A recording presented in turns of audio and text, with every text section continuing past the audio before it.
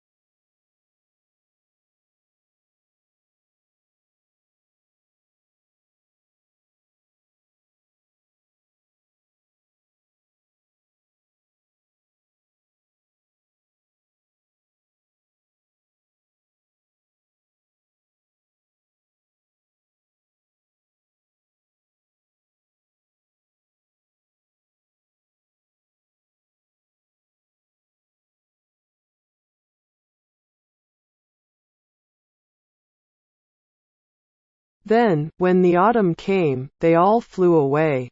After they had gone, he felt lonely, and began to tire of his lady love. "She has no conversation," he said, "and I am afraid that she is a coquette. For she is always flirting with the wind." And certainly, whenever the wind blew, the reed made the most graceful curtsies. "I admit that she is domestic," he continued, "but I love traveling. And my wife, consequently, should love traveling also. Will you come away with me?"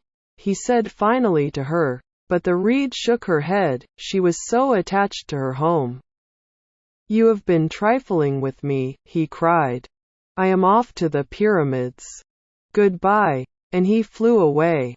All day long he flew, and at night time he arrived at the city. "Where shall I put up?" he said. "I hope the town has made preparations." Then he saw the statue on the tall column. "I will put up there," he cried. "It is a fine position with plenty of fresh air." So he alighted just between the feet of the happy prince. "I have a golden bedroom," he said softly to himself as he looked round.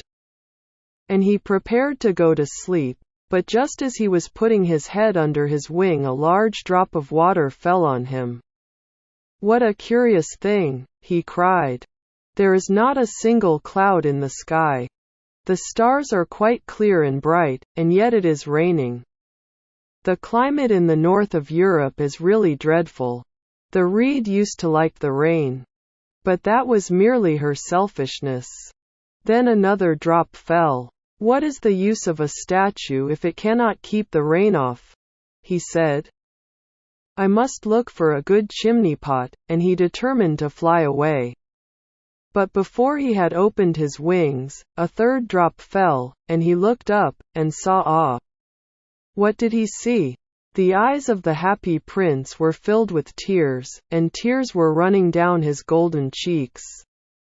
His face was so beautiful in the moonlight that the little swallow was filled with pity. "Who are you?" he said. "I am the happy prince." "Why are you weeping then?" asked the swallow. "You have quite drenched me." "When I was alive and had a human heart," answered the statue. "I did not know what tears were, for I lived in the palace of Sans Souci, where sorrow is not allowed to enter. In the daytime I played with my companions in the garden. And in the evening I led the dance in the great hall. Round the garden ran a very lofty wall, but I never cared to ask what lay beyond it, everything about me was so beautiful. My courtiers called me the happy prince, and happy indeed I was, if pleasure be happiness. So I lived, and so I died. And now that I am dead, they have set me up here so high that I can see all the ugliness and all the misery of my city, and though my heart is made of lead, yet I cannot choose but weep." "What? Is he not solid gold?" said the swallow to himself. He was too polite to make any personal remarks out loud. Now, try to read out loud.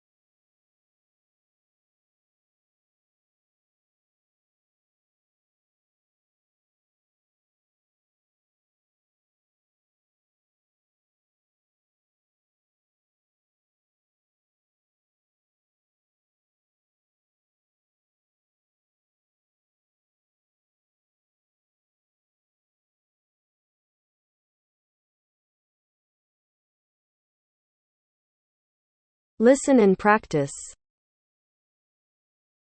Far away, continued the statue in a low musical voice, far away in a little street there is a poor house. One of the windows is open, and through it I can see a woman seated at a table. Her face is thin and worn, and she has coarse red hands, all pricked by the needle, for she is a seamstress. She is embroidering passion flowers on a satin gown for the loveliest of the Queen's maids of honor to wear at the next court ball. In a bed in the corner of the room her little boy is lying ill. He has a fever, and is asking for oranges. His mother has nothing to give him but river water, so he is crying. Swallow, swallow, little swallow, will you not bring her the ruby out of my sword hilt? My feet are fastened to this pedestal and I cannot move. I am waited for in Egypt, said the swallow. My friends are flying up and down the Nile, and talking to the large lotus flowers.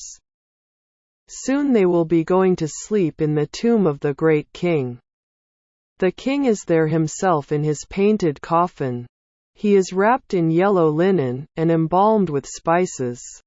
Round his neck is a chain of pale green jade, and his hands are like withered leaves.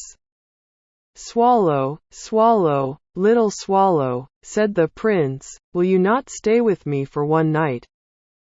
And be my messenger? The boy is so thirsty, and the mother so sad. I don't think I like boys, answered the swallow. Last summer, when I was staying on the river, there were 2 rude boys.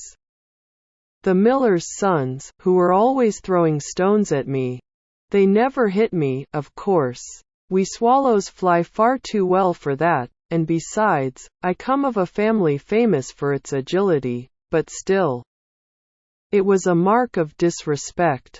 But the happy prince looked so sad that the little swallow was sorry.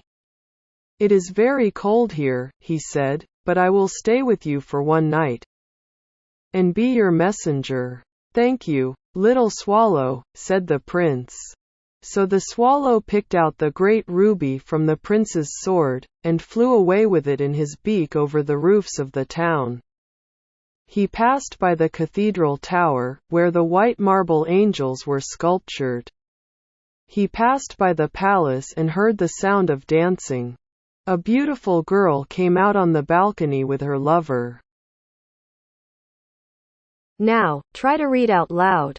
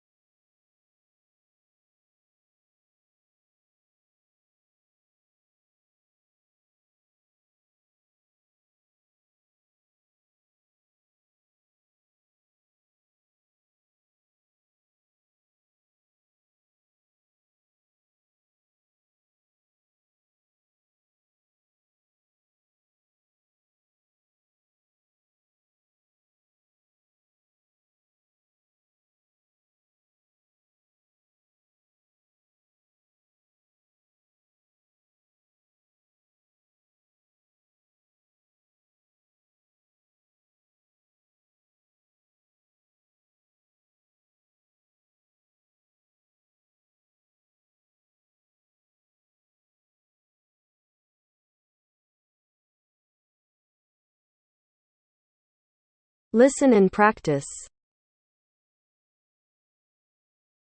How wonderful the stars are, he said to her, and how wonderful is the power of love. I hope my dress will be ready in time for the state ball, she answered. I have ordered passion flowers to be embroidered on it, but the seamstresses are so lazy. He passed over the river, and saw the lanterns hanging to the masts of the ships. He passed over the ghetto, and saw the old Jews bargaining with each other, and weighing out money in copper scales. At last he came to the poor house and looked in.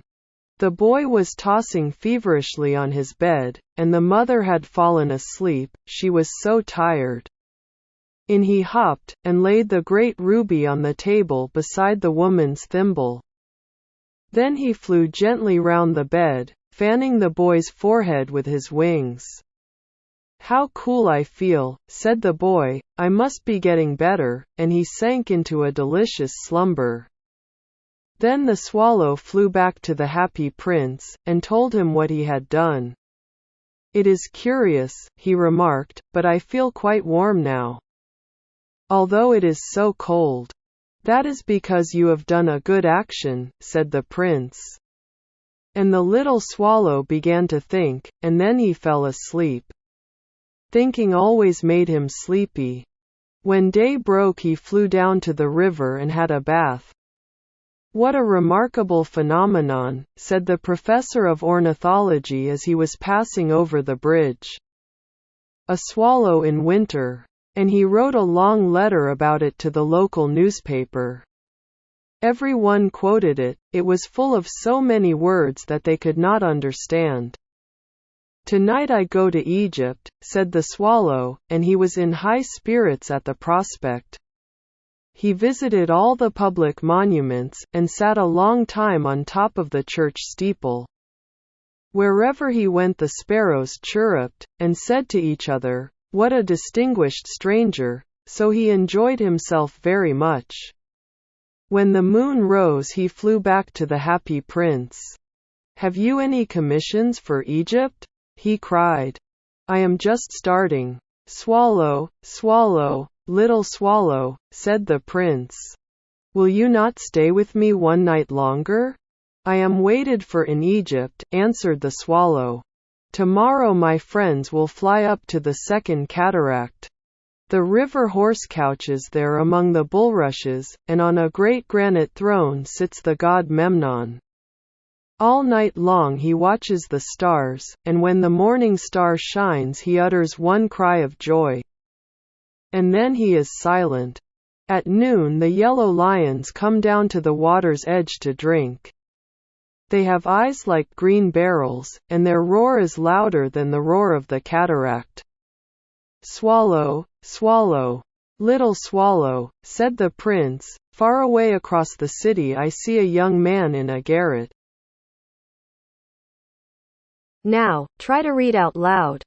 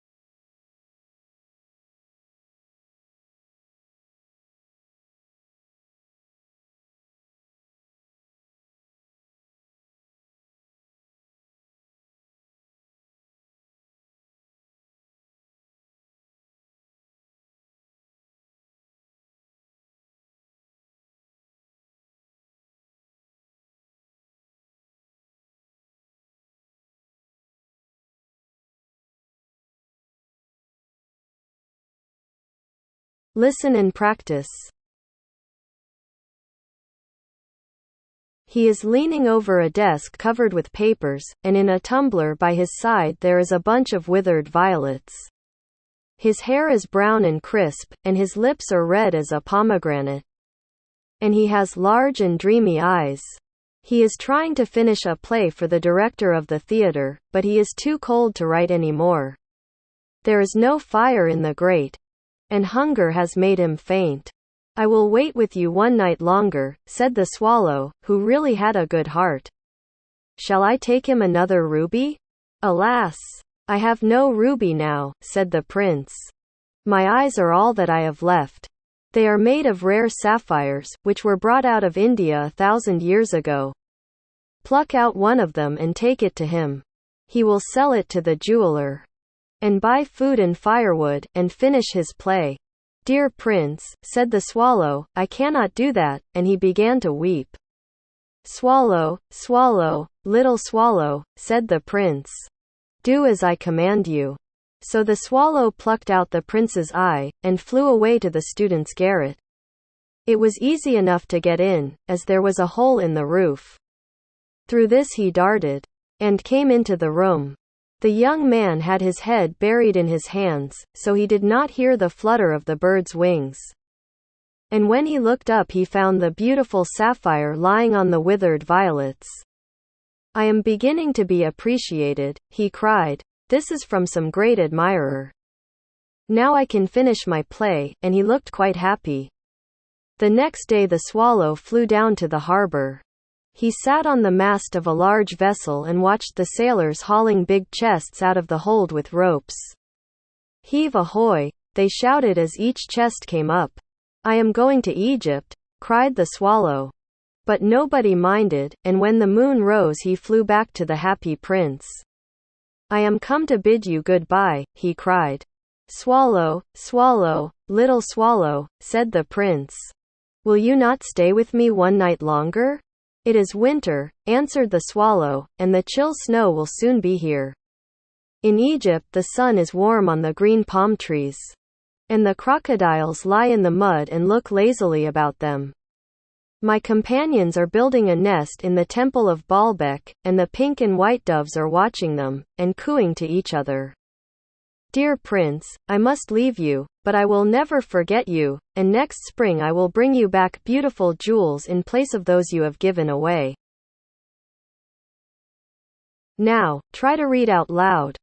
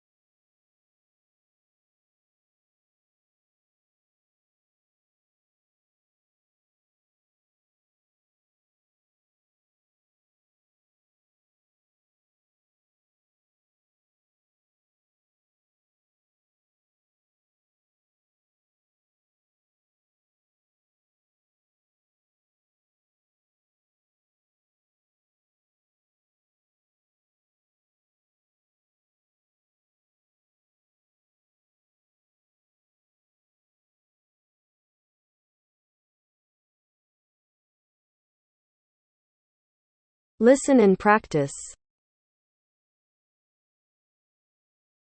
The ruby shall be redder than a red rose, and the sapphire shall be as blue as the great sea.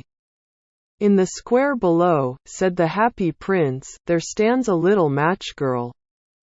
She has let her matches fall in the gutter, and they are all spoiled.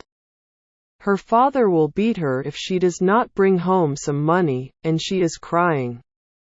She has no shoes or stockings, and her little head is bare. Pluck out my other eye, and give it to her, and her father will not beat her. I will stay with you one night longer, said the swallow, but I cannot pluck out your eye. You would be quite blind then. Swallow, swallow, little swallow, said the prince, do as I command you. So he plucked out the prince's other eye, and darted down with it. He swooped past the match girl, and slipped the jewel into the palm of her hand. What a lovely bit of glass, cried the little girl, and she ran home, laughing. Then the swallow came back to the prince. You are blind now, he said, so I will stay with you always. No, little swallow, said the poor prince. You must go away to Egypt. I will stay with you always, said the swallow, and he slept at the prince's feet. All the next day he sat on the prince's shoulder, and told him stories of what he had seen in strange lands. He told him of the red ibises, who stand in long rows on the banks of the Nile, and catch gold fish in their beaks, of the Sphinx, who is as old as the world itself, and lives in the desert, and knows everything, of the merchants, who walk slowly by the side of their camels, and carry amber beads in their hands, of the king of the mountains of the moon, who is as black as ebony, and worships a large crystal, of the great green snake that sleeps in a palm tree, and has 20 priests to feed it with honey cakes, and of the pygmies who sail over a big lake on large flat leaves, and are always at war with the butterflies. Now, try to read out loud.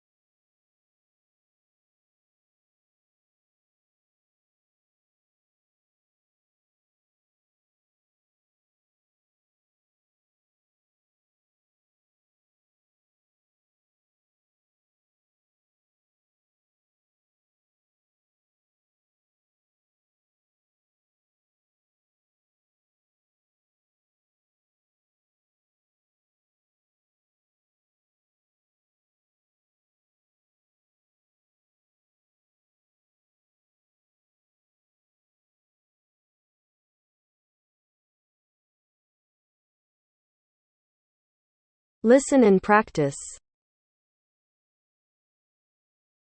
Dear little swallow, said the prince, you tell me of marvelous things, but more marvelous than anything is the suffering of men and of women. There is no mystery so great as misery. Fly over my city, little swallow, and tell me what you see there. So the swallow flew over the great city, and saw the rich making merry in their beautiful houses, while the beggars were sitting at the gates. He flew into dark lanes, and saw the white faces of starving children looking out listlessly at the black streets. Under the archway of a bridge 2 little boys were lying in one another's arms to try and keep themselves warm.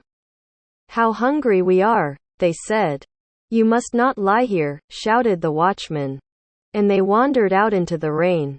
Then he flew back and told the prince what he had seen.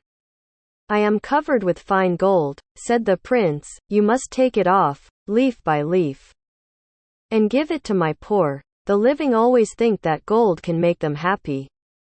Leaf after leaf of the fine gold the swallow picked off, till the happy prince looked quite dull and grey.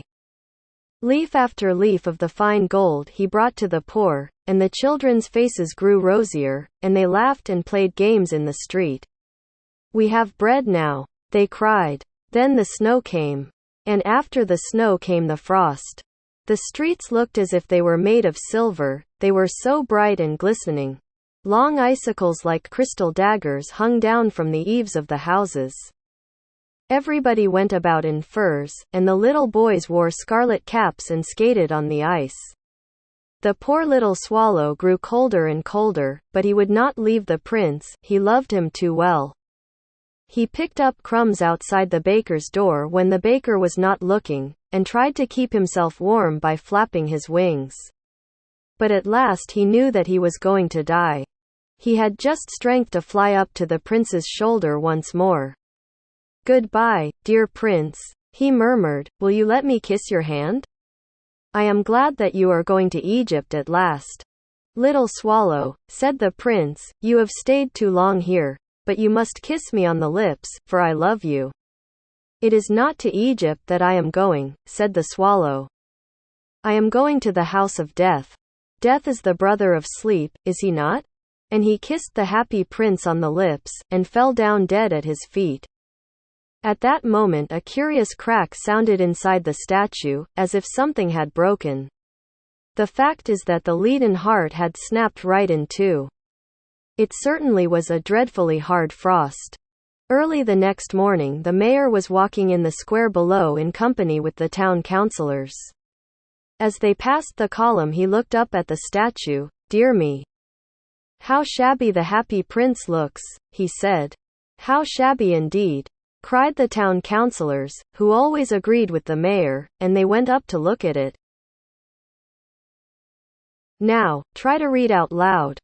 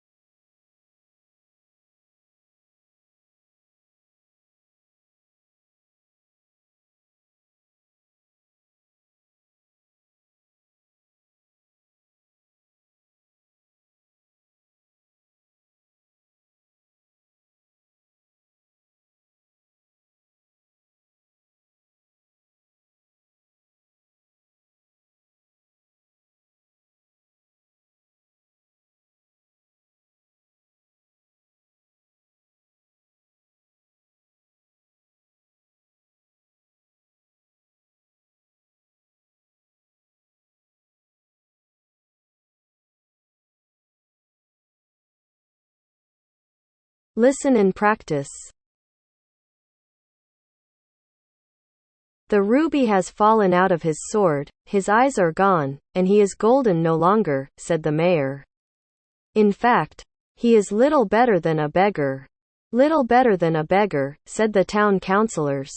And here is actually a dead bird at his feet, continued the mayor. We must really issue a proclamation that birds are not to be allowed to die here. And the town clerk made a note of the suggestion. So they pulled down the statue of the Happy Prince. As he is no longer beautiful, he is no longer useful, said the art professor at the university. Then they melted the statue in a furnace. And the mayor held a meeting of the corporation to decide what was to be done with the metal. We must have another statue, of course, he said. And it shall be a statue of myself. Of myself, said each of the town councillors, and they quarreled. When I last heard of them they were quarreling still. What a strange thing, said the overseer of the workmen at the foundry. This broken lead heart will not melt in the furnace. We must throw it away.